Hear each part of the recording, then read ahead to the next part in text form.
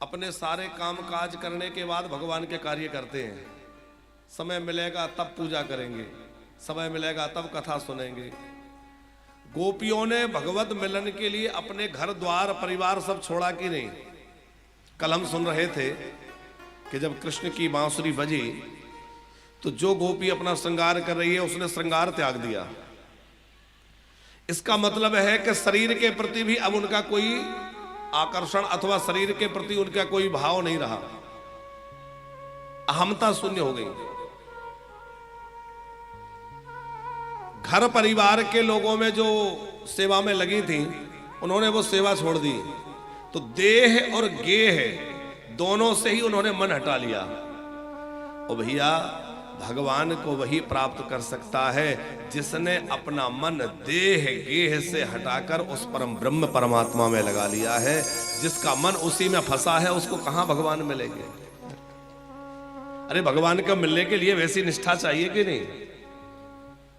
यद्यपि भक्ति मार्ग की ध्वजा है गोपियां, हम लोग वहां तक क्या पहुंचेंगे? बड़े बड़े ऋषि मुनि साधक वहां नहीं पहुंच पाते क्योंकि वो तो प्रेम की ध्वजा है। पांडे जी, ऐसा समझिए भक्ति एक भवन है और उस भक्ति रूपी भवन में गोपियों की स्थिति कहां है, अन्य भक्तों की स्थिति कहां है? तो 5 प्रकार के भक्त हैं बाबूजी। शांत रस के, दास रस के, वात्सल रस के, सख्य रस के और माधुर्य रस, ये 5 रस है भक्ति के। तो ये जो भक्ति रूपी एक भवन है उसमें जो नींव है वो है शांत रस के भक्त, उसका जो फर्श है वो है दास रस के भक्त, जो भक्ति रूपी भवन के खंबे हैं वो है सख्य भाव के भक्त, और उसका जो छत है वो है वात्सल रस के भक्त, उसका जो शिखर है वो है माधुर्य रस के भक्त। और गोपियों की स्थिति कहां है? बोले जैसे शिखर के ऊपर ध्वजा लगी होती है उसी प्रकार भक्ति रूपी इस महल के ऊपर गोपियां ध्वजा के रूप में लहरा रही हैं। ये तो प्रेम की ध्वजा है। गोपियां उस भगवत प्रेम की सर्वोत्कृष्ट अवस्था को प्राप्त कर चुकी हैं, पर हम लोग उनसे समझकर थोड़ा बहुत प्रयास तो करें। हम अपने शरीर में ही मन को लगाए रखें, शरीर को चमकाने में, संभालने में, तो कैसे भगवान मिलेंगे? गोपियों ने देह गेह का त्याग किया, माने घर, संसार और शरीर, इनसे मन को हटाया। फिर कृष्ण मिलन के लिए गई हैं और उन्होंने अपने सब सुखों का त्याग किया है। कल हमने ये पावन महारास का प्रसंग सुना और उसके आगे की कथा आज हम भगवान के अन्यान्य विवाहों की कथा सुनेंगे। कल कहां तक कथा हुई थी? अच्छा, आप लोगों को तो सबको याद होगा। कहां तक हुई? हाँ, भगवान वृंदावन में थे कि मथुरा में थे? हाँ, ये माताओं को पता होगा। द्वारिका पहुंच गए। यार देखो, याद तो है, ध्यान से सुनते हैं। भगवान द्वारिका पधारे, द्वारिकाधीश बने और वहां रुक्मणी जी के साथ उनका पहला विवाह हुआ। यहां तक हमने कथा सुनी और रुक्मणी मंगल का उत्सव मनाया। रुक्मणी जी साक्षात लक्ष्मी जी हैं और वो तो सदा सर्वदा भगवान की है।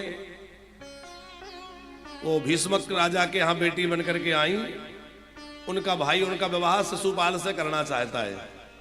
शिशुपाल का मतलब क्या है? बोले जो केवल अपने परिवार के ही पालन पोषण में लगा रहे, जिसको केवल अपना घर दिखता है, वो व्यक्ति शिशुपाल है। और लक्ष्मी कभी ऐसे व्यक्ति का वर्णन नहीं करती जो केवल अपने में लगा है, बल्कि जो परमार्थ में लगा है, सेवा में लगा है, लक्ष्मी ऐसे व्यक्ति का वर्णन करती है। लक्ष्मी तो नारायण की है। अब नारायण की सेवा यदि आपके घर में होती है तो लक्ष्मी जी आपके यहां आ जाएंगे। नारायण की सेवा के कई प्रकार हो सकते हैं। लक्ष्मी नारायण के रूप में, दीनहीनों की सेवा कर रहे हैं तो दरिद्र नारायण के रूप में, संतों की सेवा हो रही है तो संत नारायण के रूप में, भागवत हो रही है तो भागवत भी नारायण रूप है, यज्ञ नारायण है? तो भगवान के ये अनेक रूप हैं। इनमें से कोई भी हम नारायण स्वरूप कार्य करेंगे तो लक्ष्मी हमारे पास आ जाएंगी, और हम शिशुपाल बने बैठे रहेंगे तो लक्ष्मी हमसे दूर रहेंगी। बोले भैया इसके पास नहीं जाना, ये तो शिशुपाल है। केवल अपने तक सीमित ना रहे। हमारा जीवन केवल अपने लिए ना हो, बल्कि भगवान ने मनुष्य बनाया है तो हम दूसरों के कल्याण के लिए भी, दूसरों के हित के लिए भी काम करें, तभी हमारे जीवन की सार्थकता है। अब लक्ष्मी जी रुक्मणी के रूप में प्रकट हुई, भगवान हरण करके लाए, दिव्य विवाह उत्सव हुआ, और विवाह के बाद धीरे धीरे समय व्यतीत हुआ, और बाबूजी सुखदेव जी कह रहे हैं कि रुक्मणी जी ने एक सुंदर बालक को जन्म दिया। उस बालक का नाम रखा गया प्रद्युम्न। वो बालक कोई और नहीं है, भगवान शंकर ने जिन कामदेव को क्रोध अग्नि से जला दिया था, वही कामदेव जो है रुक्मणी जी के प्रथम पुत्र के रूप में जन्म लिए। सुखदेव जी वर्णन कर रहे हैं, कामास्तु वासुदेवांसो दग्धः प्रागरुद्रमन्युना देहोपपत्तये भूयस् तमेव प्रतपद्यत। कामदेव ही कृष्ण पुत्र के रूप में जन्म लिए, और अभी छोटे से बच्चे थे, 10 दिन के भी नहीं हुए थे। एक राक्षस आया, इनको उठा के ले गया और ले जाके समुद्र में फेंक दिया। समुद्र में मरे नहीं, वहां एक विशालकाय मछली इनको निगल गई। उस मछली को मछुआरों ने जाल फैलाया, वो मछली फंस गई, और मछली इतनी बड़ी विशाल मछली देख करके सोचा कि ये तो सम्रासुर महाराज को भेंट कर दें, वो बड़े खुश होंगे। वो तो राक्षस था, तमोगुणी था, उसी को ले जाके दे दी। अब देखो कितनी प्यारी कथा है, जरा ध्यान से समझना। परीक्षित ने पूछा कि भगवान कृष्ण के पुत्र को वो राक्षस उठा के क्यों ले गया, कौन था वो? बोले उसका नाम था सम्भ्रासुर। उसको ये पता चल गया कि मेरी मृत्यु श्री कृष्ण के प्रथम पुत्र के द्वारा होनी है। उसने सोचा मैं कृष्ण के पुत्र को जीवित ही नहीं छोड़ूंगा तो मेरी मृत्यु कहां से होगी। और जैसे ही जन्म हुआ तो वो तो ताक ही रहा था कि कब कृष्ण के यहां सहनाई बजने की आवाज आए, पता चले कि बधाइयां हो रही हैं, बालक हो गया। और जैसे ही हल्ला हुआ तो वो आया, छुप करके बालक को उठा ले गया। अब देखिए आप, राक्षसों में और संतों में बहुत बड़ा ये भेद है। जितने भी राक्षस हुए हैं, तपस्या करते हैं, तो सबसे पहले कौन सा वरदान मांगते हैं? राक्षसों का सबसे फेवरेट वरदान कौन सा है? हम अमर हो जाएं, हम मरे ना। शरीर को ही जो पोषण करने में लगे हैं वह दैत्य वृत्ति के लोग हैं, और जो शरीर को अमर करने में नहीं लगे वो सोचते हैं कि शरीर तो नष्ट होना ही है, पर इस नाशवान शरीर से अविनाशी परमात्मा को प्राप्त कर ले, ऐसा जो विचार करने में लगे हैं वो संत हैं, वो भक्त हैं। इस विनाशी शरीर से अविनाशी को प्राप्त कर लें। ये शरीर स्थिर नहीं रह सकता। कितना भी आप कोई उपाय कर लीजिए, कितने भी महंगे महंगे पदार्थ खा लीजिए, लगा लीजिए, जो मर्जी कर लीजिए, लेकिन क्या यह शरीर स्थिर हो सकता है? क्या यह संपत्ति स्थिर हो सकती है? कुछ भी स्थिर नहीं है। लेकिन इस अस्थिर संसार और संपत्ति से, इस नाशवान शरीर से अविनाशी परमात्मा को पाया जा सकता है और उस परम ब्रह्म की प्राप्ति करी जा सकती है। पर उसके लिए यह निश्चय होना आवश्यक है कि मुझे इसी जन्म में भगवान मिल जाएं, इन्हीं आंखों से प्रभु को देखना है, ये निश्चय हो जाए। कल हमारे यजमान जी, मनोरथी यजमान श्री कैलाश चंद्र पांडे जी एक बात कह रहे थे अपने उद्बोधन में कि एक एक श्वास बहुत महंगी है। आप लोगों को वो बात सूक्ष्म में उन्होंने कही, चूंकि उनके पास सीमित समय था, शायद नहीं समझ में आई हो, हम थोड़ा उसको अलग ढंग से समझाएं कि जब मृत्यु का क्षण आ जाए, यमराज के दूत लेने आ जाए किसी को, और यमराज के दूत जब लेने आए और कोई उनसे ये कहे कि सुनो जी, आप ऐसा करो, मुझसे जो है 10 लाख रुपए ले लो और मुझे 10 मिनट का टाइम दे दो। आप लोग बताइए क्या यमराज के दूत देंगे 10 मिनट? अरे बोला करो ना। अच्छा आप कहो 10 लाख में नहीं 50 लाख रुपए ले लो और 5 मिनट दे दो, तो वो कहेंगे तेरे 50 लाख हमारे किसी काम के नहीं, चल। आप कहे रुको रुको 1 करोड़ रुपए ले लेना और 2 मिनट का समय दे दो, मैं थोड़ा सा जरूरी काम निपटा लूं, वो कहेगा ना, संभव ही नहीं है। और फिर आप कहें कि मैंने जीवन भर में जितनी संपत्ति कमाई है सारी संपत्ति ले लो और मुझे 1 क्षण का समय दे दो, तो वो कहेंगे तेरे सारे जीवन की संपत्ति देकर भी तू 1 क्षण भी नहीं खरीद सकता, हम तुझे 1 श्वास भी नहीं दे सकते, चल जल्दी। क्या पूरे जीवन की संपत्ति देकर भी हम 1 श्वास खरीद सकते हैं? नहीं खरीद सकते। इसका मतलब है हमारी श्वास कितनी कीमती है, तो हम उस कीमती श्वासों को किसमें खो रहे हैं? बेकार की बातों में, व्यर्थ बकवाद में। कई लोग तो ताश खेलने में समय लगा, बोले क्या करें हमारा समय नहीं कटता है? ताश खेल रहे हैं चौराहे में बैठ के, बड़ी विचित्र बात है। भजन का कहो तो कहेंगे समय नहीं मिलता, और ताश खेलेंगे तो पूछो क्या हुआ, बोले समय नहीं कटता है? अच्छा जब युवानी थी तो समय नहीं मिल रहा था, और बुढ़ापा आ गया तो समय नहीं कट रहा है। लेकिन भैया इस समय को ऐसे काटो मत, इस समय को भगवान के भजन में लगाओ, कथा में लगाओ, कीर्तन में लगाओ, सत्संग में लगाओ। श्वासों क्या भरोसा, सांसों का क्या भरोसा, रुक जाए चलते चलते, रुक जाए चलते चलते, जो जोरी हो बुझे जाए चलते चलते, बुझे जाए चलते चलते, सांसों का क्या भरोसा, सांसों का क्या भरोसा।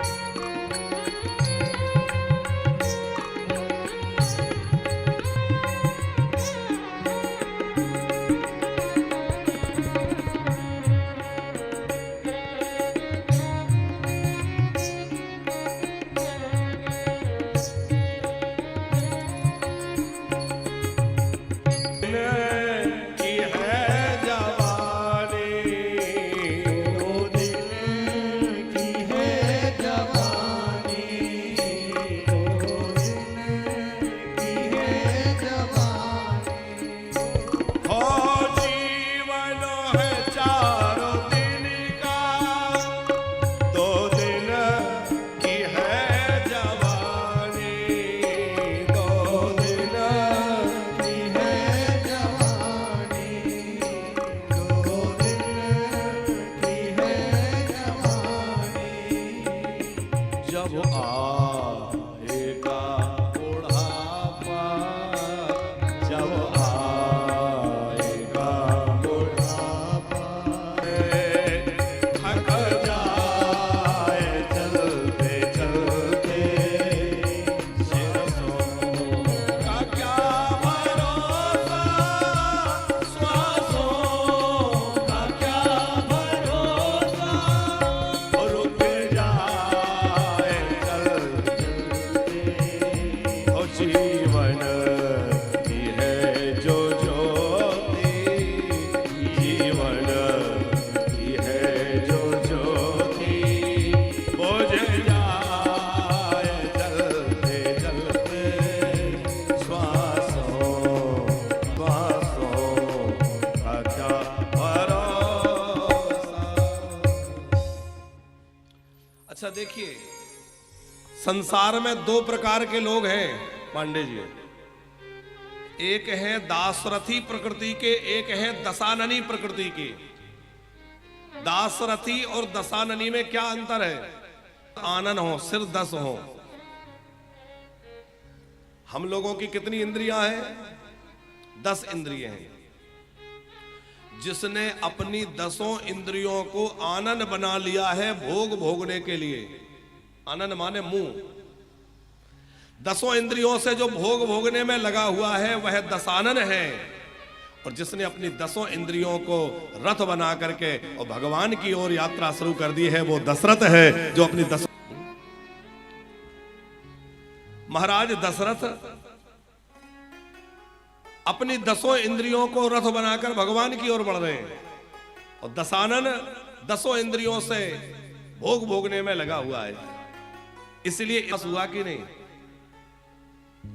आज भी लोग जलाते हैं, आज भी लोग भला बुरा कहते हैं। क्यों? क्योंकि उसने अपने जीवन का सदुपयोग नहीं किया, अपने धन का सदुपयोग नहीं किया, केवल भोगने में लगा रहा। इसी प्रकार भैया भगवान ने धन संपत्ति शरीर स्वास्थ्य सब कुछ दे भी रखा है, तो जो दे रखा है उसको केवल भोगों के लिए उपयोग मत करिए, उसको भजन और परमार्थ में लगाइए, आपका नाम अमर हो जाएगा। अब विचार करो, समाज के लिए कार्य किए जा रहे हैं, जो भी यहाँ के लोगों के लिए जो भी काम किए गए हैं, तो एक दिन उनका तो शरीर नहीं रहेगा, लेकिन वो बातें तो याद रहेंगी। वो ऐसे थे, उन्होंने ऐसा किया, ये काम वो करवा के चले गए थे, ये वो बनवा के चले गए थे, तो वो नाम अमर हो गया कि नहीं? तो अच्छा काम करने वाले का नाम अमर हो जाता है। शरीर तो सबका मिटना है, पर सत्कर्म करोगे तो नाम अमर हो जाएगा। इसलिए अच्छे काम, कोई 125 वर्ष जी गया, 150 वर्ष जी गया, पर कोई बढ़िया काम नहीं किया तो कोई नाम लेने वाला नहीं रहेगा। और कोई व्यक्ति भले ही थोड़े समय रहा, लेकिन यदि उसने बहुत अच्छे काम किए हैं तो उसका नाम युगों युगों तक गाया जाएगा। जैसे स्वामी विवेकानंद, ये बहुत लंबे समय तक नहीं रहे, कम उम्र में चले गए। जैसे सुभाष चंद्र बोस, भगत सिंह, ये सब लोग, सुखदेव आदि जल्दी चले गए कि नहीं? इन बलिदानियों के नाम तो आप सब जानते हैं ना। मातृभूमि की रक्षा के लिए, अपने राष्ट्र की रक्षा के लिए इन्होंने बलिदान दे दिया। तो चले तो बहुत कम उम्र में गए, लेकिन इनका नाम अमर शहीदों में अमर हो गया, और युगों युगों तक जो है, वर्षों वर्षों तक इनका नाम लिया जाएगा। कहने का अर्थ यह है कि हम कितना लंबा जीते हैं ये महत्वपूर्ण नहीं है, हम कितने अच्छे काम करते और कैसे जीते ये बहुत महत्वपूर्ण है। इसलिए भैया बहुत लंबी आयु मिले, केवल ये प्रयास मत करो, बल्कि जितनी आयु मिले उसका सदुपयोग हो, वो अच्छे काम करें, ये प्रयास करो। तो कंस को पता चला कि देवकी के 8वें संतान से तेरी मृत्यु होगी। कितना समय था? अभी विवाह हो रहा है, विदा करने जा रहा है, तो अभी तो विवाह की बेला है। कब पहली संतान होगी, फिर दूसरी होगी, फिर तीसरी होगी, कब 8वीं होगी? अद भी कोई ऐसा काम नहीं किया जिससे उसकी मृत्यु सुधर जाए। और महाराज परीक्षित को मात्र 7 दिन पहले पता चला कि आज से 7वें दिन तुम्हें तक्षक नाग काट लेगा, तुम्हारी मृत्यु हो जाएगी। उन्होंने क्या? उन्होंने सब कुछ छोड़ छाड़ करके भगवान के भजन में मन लगाया, महात्माओं के बीच में जा बैठे, गंगा तट पर जा बैठे, और 7 दिन में ही भगवान के परम पद को प्राप्त कर लिया, परम धाम को प्राप्त कर लिया। तो ये महत्वपूर्ण नहीं है कि हम कितना जीते हैं, भैया मृत्यु को उजागर करना है। और मृत्यु को महोत्सव, वो सम्रासुर को पता चला कि कृष्णपुत्र के द्वारा मेरी मृत्यु होगी, उसने उस बालक को ले जाके समुद्र में फेंक दिया। लेकिन मृत्यु को कौन मार सकता है?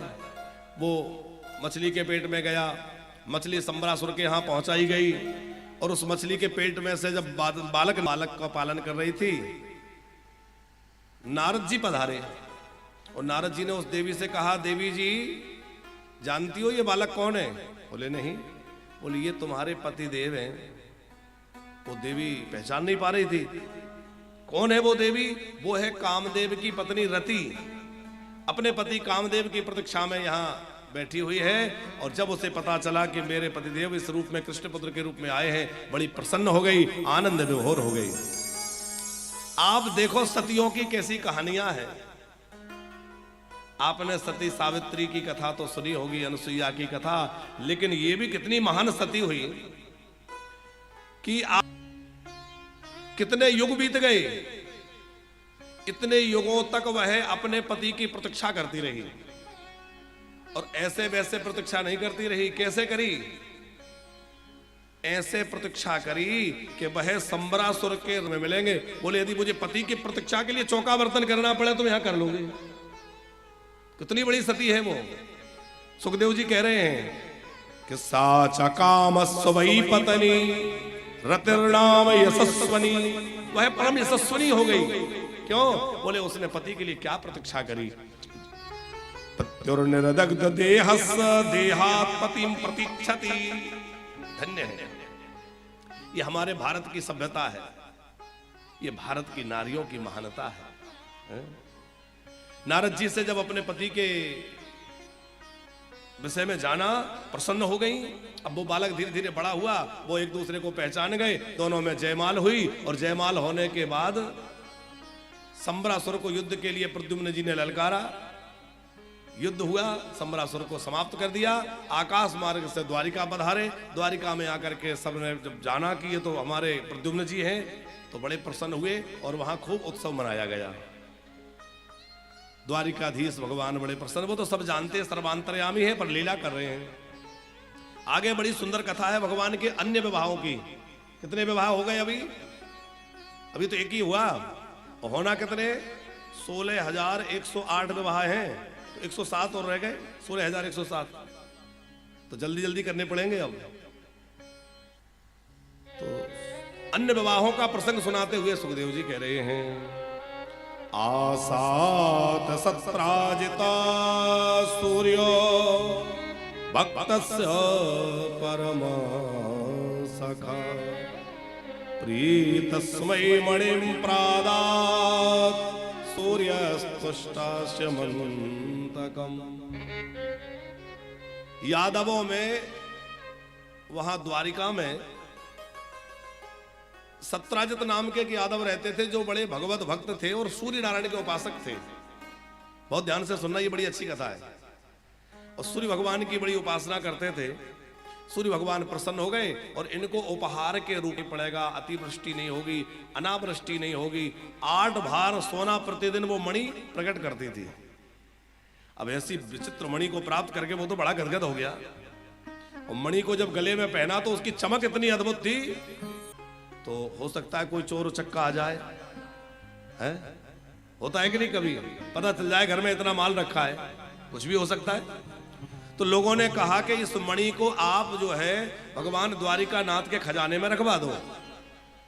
द्वारिका के खजाने में रखी रहेगी, जब आपको आवश्यकता पड़े ले जाना, इससे जितना धन चाहिए ले जाना, बाकी समाज के कल्याण में काम आएगा।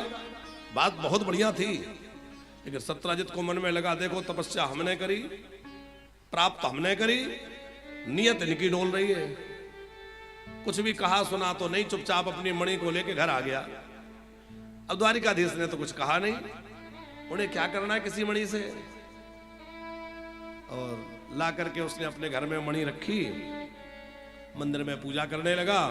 एक दिन उसका छोटा भाई बोला, भैया ये मणि हमें दे दो तो हम पहन के थोड़ा सा हम भी कहीं घूम आवे। छोटे भाई का नाम था प्रसेन। प्रसेन मणि को पहन के रात्रि के समय में जंगल में शिकार करने चला गया। अब शिकार तो मिला नहीं, इसी का शिकार हो गया, किसी सिंह ने इसको मार दिया। प्रसेन मारा गया। अब वो नहीं लौटा तो सत्राजित घबराया कि मेरा भाई लौटा नहीं, कहां गया, क्या हुआ। उसको आशंका हो गई कि हो ना हो द्वारिकाधीश ने उसको मरवा दिया, हत्या करवा के मणि छीन ली। अब इस कथा में समझने की बड़ी विशेष बात यह है कि ये धन इतना विचित्र है कि इसके चलते लोगों ने द्वारिकाधीश पर भी कलंक लगा दिया। हमारे गुरुजी कहते हैं इस अर्थ में अर्थों की जड़ अर्थ है। अर्थ माने धन। धन के लिए लोग क्या कुछ नहीं कर देते, कितनी भी अनीति अधर्म करने के लिए तैयार हो जाते हैं इस धन के लिए। इसलिए भैया धन को सब कुछ मत मानो। देखो हमारे यहां 4 चीजें हैं, 4 पुरुषार्थ हैं, बहुत ध्यान से सुनना। धर्म, अर्थ, काम और मोक्ष। तो जीवन में ये 4 प्राप्त होना चाहिए, इसको कहते हैं पुरुष। तो पहला क्या है? धर्म, फिर है अर्थ, तो पहले हमारे जीवन में धर्म हो, धर्म की मर्यादा में रह के अर्थ आए, उस अर्थ के द्वारा कामना, धर्म और मोक्ष के बीच में अर्थ और काम है, माने धन और जो कामनाएं हैं वो किसके बीच में रहे? एक और धर्म और दूसरी ओर मोक्ष। धर्महीन अर्थ जब आएगा तो हमारे जीवन में अनर्थ पैदा होंगे, धर्म विरुद्ध कामनाएं होंगी तो जीवन का पतन होगा। इसलिए हमारे जीवन में सबसे पहली बात है कि जीवन में धर्म होना चाहिए। बिना धर्म का जीवन पशु के तुल्य है। तो एक बात तो इस प्रसंग में यह समझ, देखो कथाओं से हमें यह समझना है कि इससे हमें क्या शिक्षा मिलती। हमने कहानी सुन ली और सुन के चले गए तो उतना लाभ नहीं होगा। उसकी गहराई में जाना है कि इससे हमें क्या लाभ है, हमें क्या सीखना है। हमें यह सीखना है कि इस धन के कारण बड़े बड़े अनर्थ हो जाते हैं, इसलिए हमें अपनी बुद्धि में पूरी तरह धन को नहीं बिठाना है, बल्कि हमें अपनी बुद्धि में भगवान को बिठाना है। खूब मेहनत करें, खूब धन कमाएं, क्योंकि हम धन कमाने का विरोध नहीं करते और सब कुछ धन से ही होता है। आज इतनी बड़ी कथा का आयोजन हमारे पांडे परिवार ने किया तो बिना धन के तो नहीं हो गया।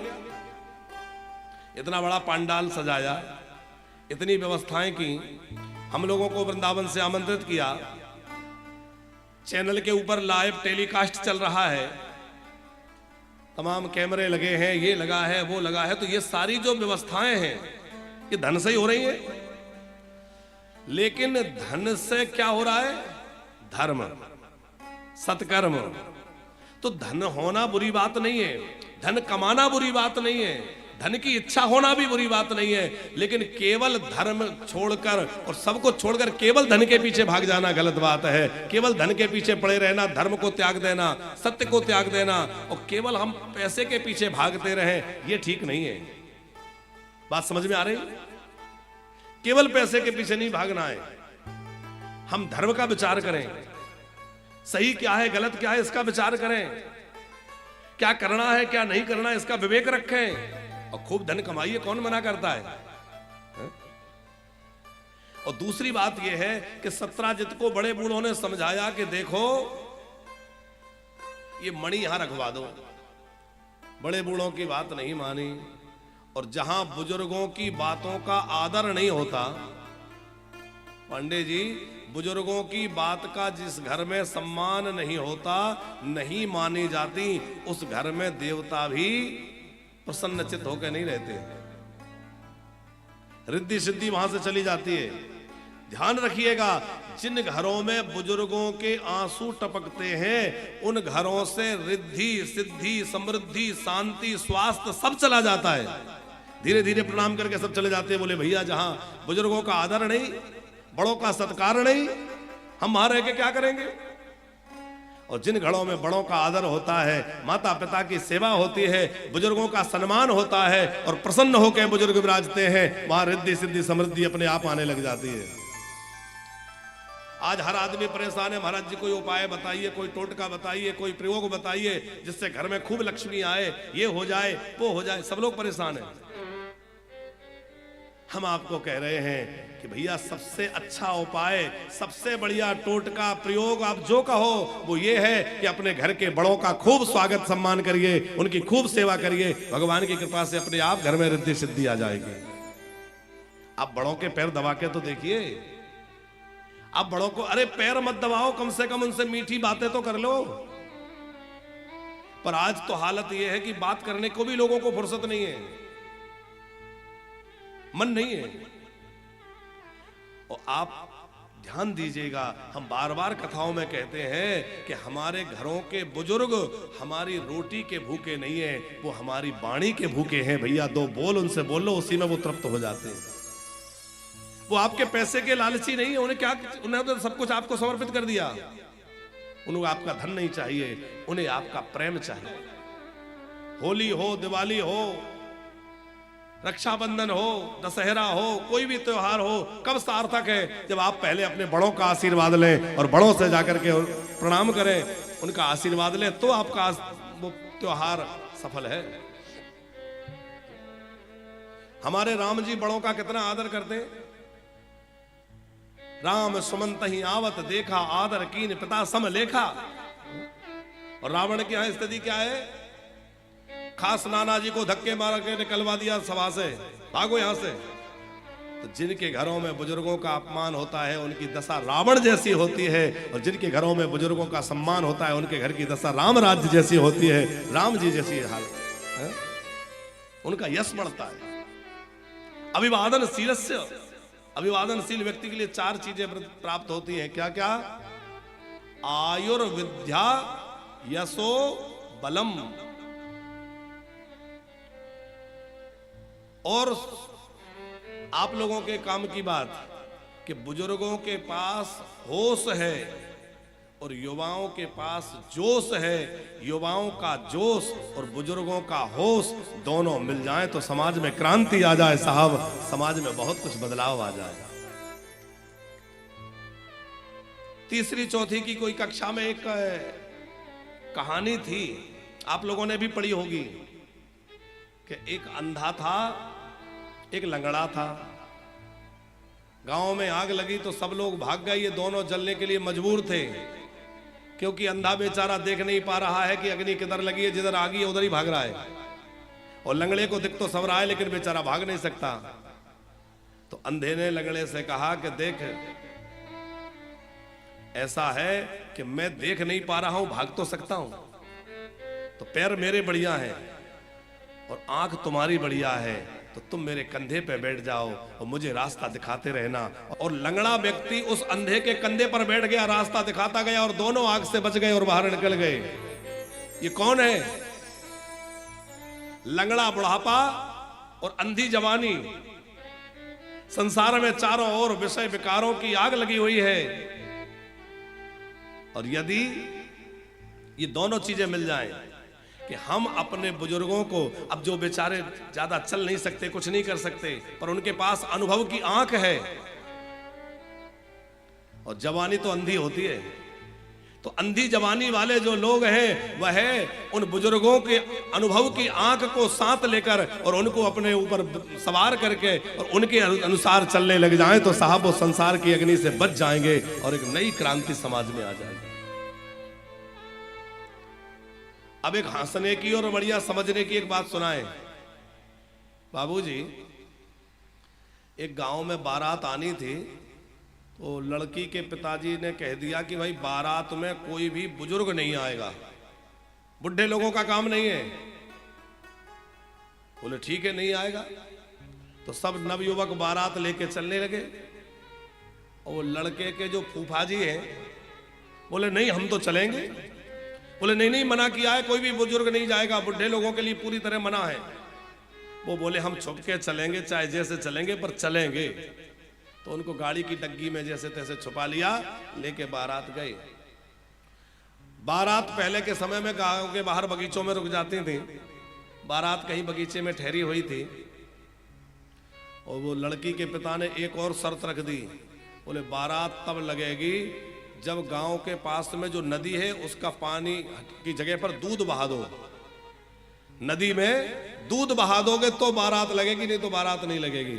अब सारे नवयुवक परेशान, बोले इतना दूध यहां कहां से आएगा कि पूरी नदी में दूध बहा दिया जाए, ये तो संभव ही नहीं, असंभव। बड़ी देर तक परेशान होते रहे। नवयुवकों ने कहा ये नहीं हो सकता, बारात वापस ले चलो। बारात वापस होने लगी। किसी ने कहा वो फूफा जी को तो निकाल लो, बेचारे डग्गी में पड़े हैं। अब बारात लौट ही रही है। निकाला, उन्होंने कहा क्या हुआ, तो सारी बात सुनाई, ऐसी ऐसी बात हुई, बारात वापस जा रही। फूफा जी बोले इतनी इतनी सी बातों के लिए बारातें लौटती हैं? नवयुवकों ने कहा आपको ये इतनी सी बात लगती है, इतना दूध कहां से आएगा? अरे बोले कुछ नहीं करना, मैं जो कह रहा हूं एक बार वो करो। क्या? बोले जाके कह दो कि हमने शुद्ध दूध का इंतजाम कर लिया, तुम नदी का पानी खाली करवा दो, हम नदी में दूध बहा देंगे। अब जैसे ये बात जाकर कही, वो समझ गए कि जरूर कोई ना कोई बुजुर्ग है, उसी के पास इतना अनुभव हो सकता है, क्योंकि दूध बहाना थोड़ी था, वो तो बुद्धि की परीक्षा थी। अरे वो पानी खाली नहीं करा सकते, तो हमें दूध बहाना नहीं पड़ेगा। जब पानी खाली नहीं होगा तो हम दूध कहां से बहाएं? बात समझ में आ रही है?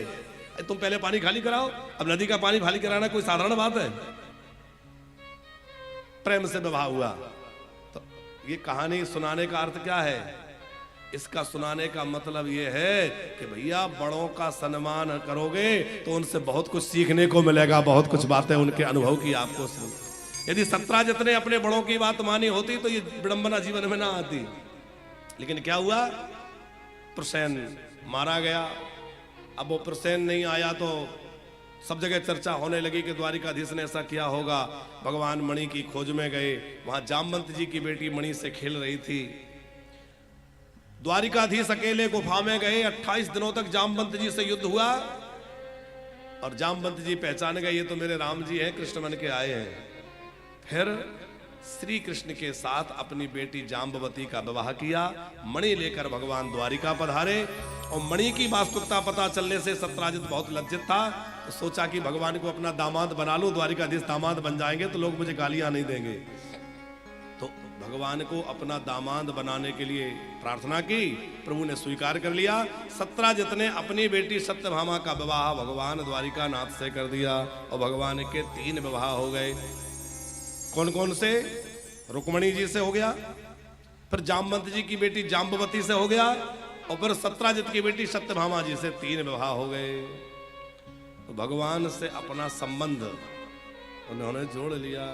हम लोग भी अपना संबंध मुरली मनोहर से जोड़ लें, और नहीं तो भैया जन्मों जन्मों से भटकते आए हैं और ये समाज संसार में हम यूं ही भटकते रहेंगे कि भटकते रहेंगे, कि भटकते रहेंगे हम तो होके बावरे। भटकते रहेंगे हम तो होके बावरे। अरे तेरे बिना जाए कहाँ ओ सांवरे, तेरे बिना जाए कहाँ ओ सांवरे, तेरे बिना जाए कहाँ ओ सांवरे, ओ तेरे बिना जाए कहाँ ओ सांवरे, तेरे बिना जाए कहाँ ओ सांवरे। भटकते रहेंगे हम तो होके बावरे, भटकते रहेंगे हम तो होके बावरे, ओ तेरे बिना जाए कहाँ ओ सांवरे, तेरे बिना जाए कहाँ ओ सांवरे, सांवरे तेरे बिना जाए कहाँ ओ सांवरे, तेरे बिना जाए कहाँ ओ सांवरे।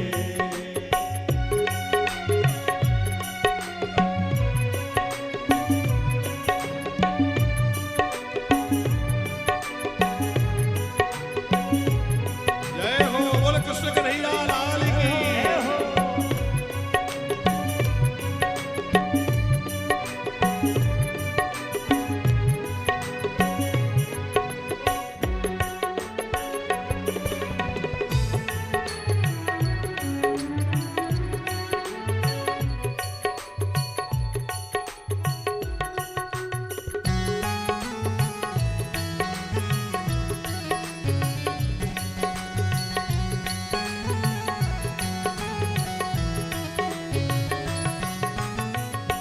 तेरे भरोसे हमने ये जग छोड़ा, ओ निर्मोही हमसे क्यों मोह मोड़ा, तेरे भरोसे हमने ये जग छोड़ा, ओ निर्मोही हमसे क्यों मुख मोड़ा। ओ तेरे भरोसे हमने ये जग छोड़ा, ओ निर्मोही हमसे क्यों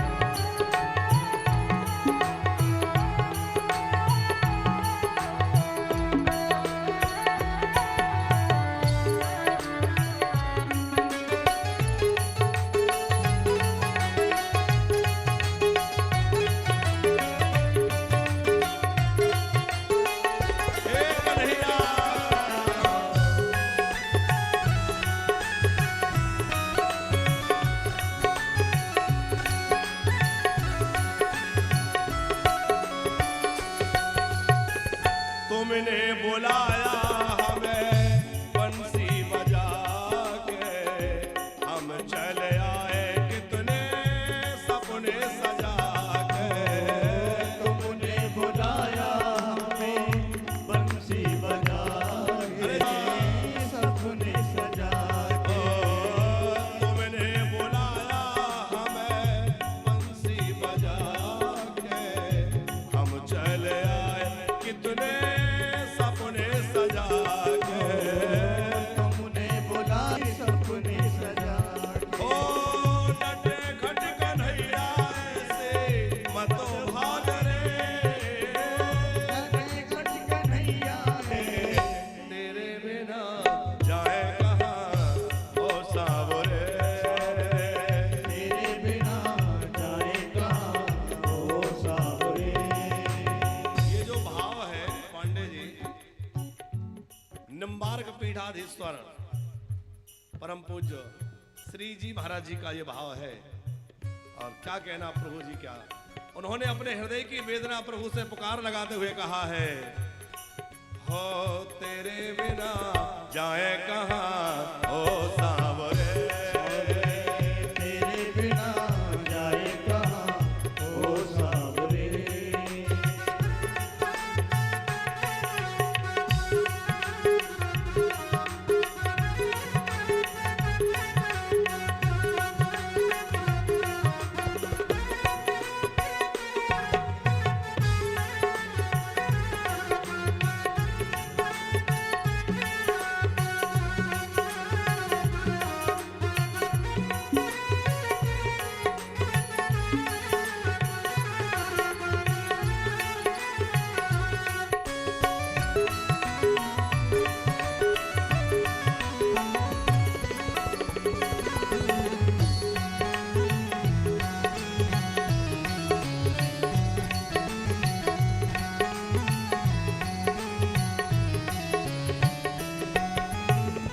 हम हैं तुम्हारे मोहन, तू ही हमारा है, तेरा ही सहारा हमको, तेरा ही सहारा है। हम हैं तुम्हारे मोहन, तू ही हमारा है, तेरा ही सहारा हमको, तेरा ही सहारा है। ओ हम हैं तुम्हारे मोहन, तू ही हमारा है, तेरा ही सहारा हमको, तेरा ही सहारा है। हम हैं तुम्हारे भगवन, तू ही हमारा है, तेरा ही सहारा हमको, तेरा ही सहारा है। ओ श्यामो शरण में ले ले यही भाव रे, श्यामो शरण में ले ले यही भाव रे। तेरे बिना जाए कहाँ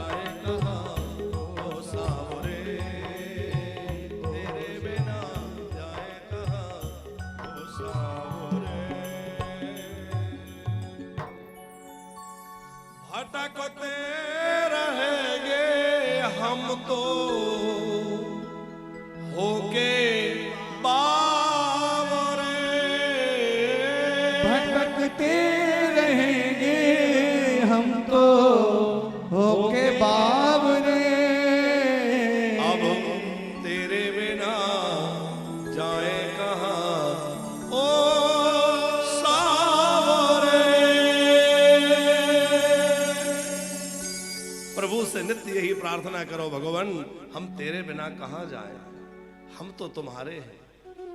प्रभु युगों युगों से भटकते भटकते भटकते जाने कितनी योनियों में भटके हैं। हे भगवान अब तो आप अपना लो। प्रभु यदि आप मेरे दोषों को देखते रहेंगे तो फिर तो मेरा उद्धार कभी नहीं संभव है, क्योंकि मेरे अंदर हजारों दोष हैं। पर जैसे आपने अजामिल के दोषों को नहीं देखा, जैसे आपने गीत गणिका के दोषों को नहीं देखा और उन पर आपकी कृपा करुणा बरस गई, उसी प्रकार है नाथ आप पतित पावन है, मुझे पतित को पावन बना दीजिए। एक भक्त का बड़ा प्यारा भाव है, हे भगवान आपने मुझे इस संसार के रंगमंच पर भेजा। यदि आपको लगता है कि मैंने अपना काम ठीक से किया तो मुझे पुरस्कार मिलना चाहिए। भगवान बोले क्या पुरस्कार चाहते हो? बोले पुरस्कार ये दीजिए कि दोबारा इस संसार में मत भेजना। यदि आपको लगता है मैंने अपना काम बढ़िया किया है तो मुझे ये पुरस्कार दीजिए कि दोबारा मत भेजना। और आपको लगे कि नहीं तुमने काम अपना बढ़िया नहीं किया, तो भी प्रभु एक प्रार्थना है कि जब मैंने बढ़िया नहीं किया और मुझे करना नहीं आता तो मुझे दोबारा मत भेजिए, क्योंकि जब मुझे आता ही नहीं है तो क्यों भेजना, ऐसे नालायक को भेजना क्यों? प्रभु आप इस आवागमन के चक्र से मुझे मुक्त करके अपने चरणों में रख लीजिए। बार बार प्रभु से यही प्रार्थना करें। अगर नाथ देखोगे, अगर नाथ देखोगे अवगुण हमारे, तो हम कैसे भव से लगेंगे किनारे। अगर नाथ देखोगे अवगुण हमारे, अगर नाथ देखोगे अवगुण हमारे, तो हम कैसे भाव से लगेंगे किनारे। अगर नाथ देखोगे अवगुण हमारे,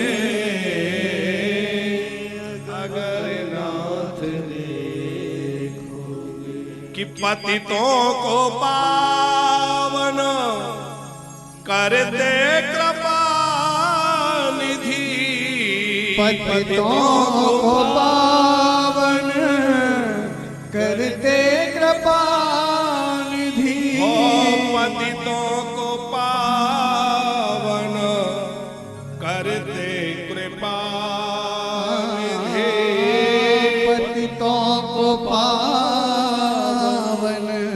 कर दे कृपा निधि। किए पाप हैं इस सोयस के सहारे, किए पाप कन्हैया सुयश के सहारे, तो हम कैसे भाव से लगेंगे किनारे। अगर नाथ देखोगे अवगुण हमारे, अगर नाथ देखोगे कि माना अधम हो अपावन कुटिल हो, कि माना अधम हो अपावन कुटिल हो। हे प्रभु मैं स्वीकार करता हूं कि मैं अधम हूं, मैं कुटिल हूं, मैं पापी हूं, लेकिन सब कुछ है लेकिन तुम्हारे सहारे। सब कुछ है लेकिन तुम्हारे सहारे। हम कैसे भाव से